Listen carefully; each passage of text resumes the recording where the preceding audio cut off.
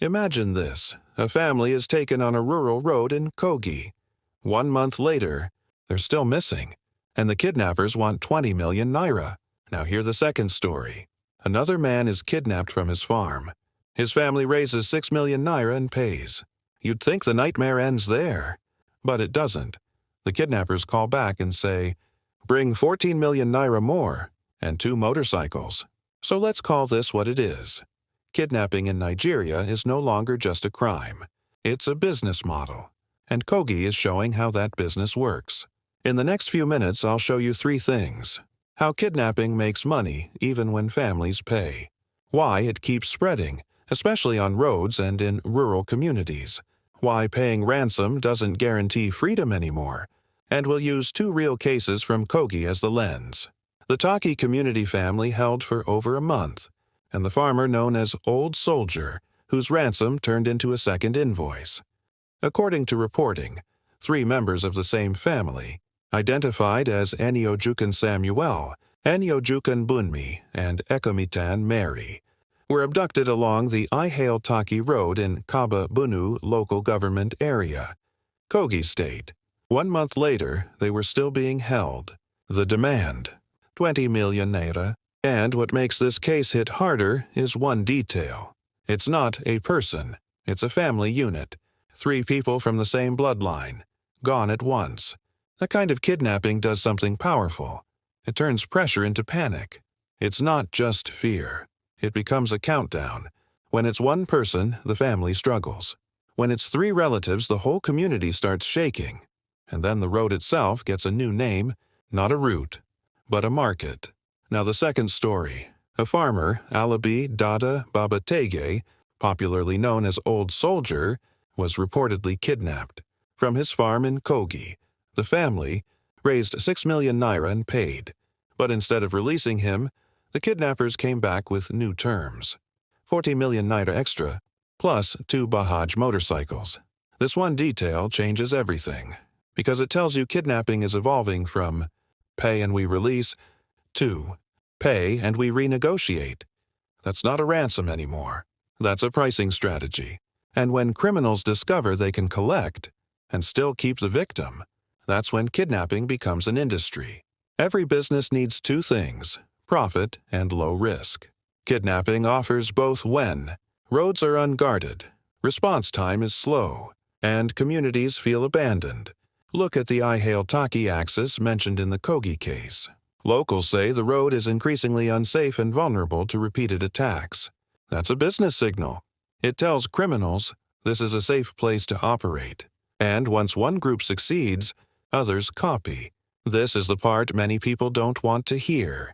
Paying ransom can save a life in the moment. But it can also create the next kidnapping, because every successful payment teaches criminals 2 lessons. This community will pay. This route is profitable. And the Old Soldier case adds a 3rd lesson. We can take the money and still hold the victim.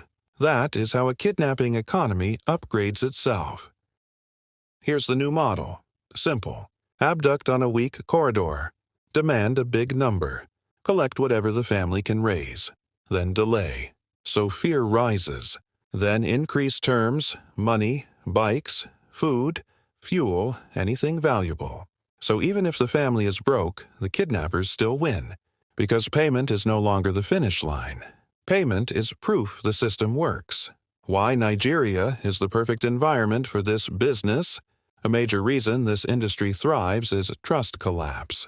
When people feel the system won't protect them, they stop relying on it. Afrobarometer surveys show many Nigerians rate the government's handling of insecurity poorly, meaning people are more likely to negotiate privately than to trust a rescue. And once negotiation becomes normal, kidnapping becomes predictable. And once it becomes predictable, criminals start treating it like a job. How kidnapping destroys the real economy. Even when kidnappers make money, the community loses money. Forever. Traders avoid certain routes. Farmers fear going to the farm. Families sell land, property, or their future to raise ransom.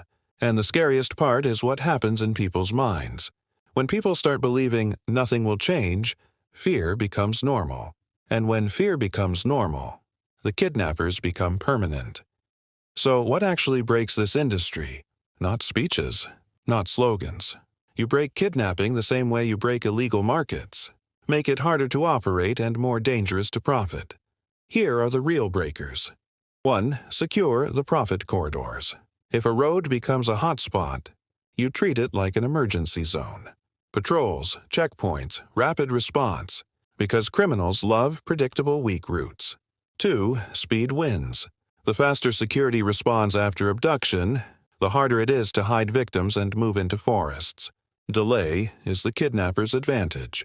3. Attack the support chain. Kidnapping isn't just the men with guns. It's informants. It's negotiators. It's logistics. It's supply, fuel, food, bikes, SIM cards. When you cut those links, kidnapping becomes expensive. 4. Rebuild trust. Because communities cooperate when they believe help will come. That trust gap is a major reason private negotiation grows. The Kogi stories are not random tragedies. A family held for over a month with a 20 million naira demand. A farmer whose family paid 6 million naira, only to be asked for 14 million naira more and 2 motorcycles. These are snapshots of the same reality. Kidnapping has learned how to pay itself, and until Nigeria breaks the routes, the networks, and the low-risk environment that keeps this profitable, families will keep negotiating, communities will keep paying, and kidnappers will keep sending invoices. Because in a ransom industry, payment is not the end, it's the proof of demand.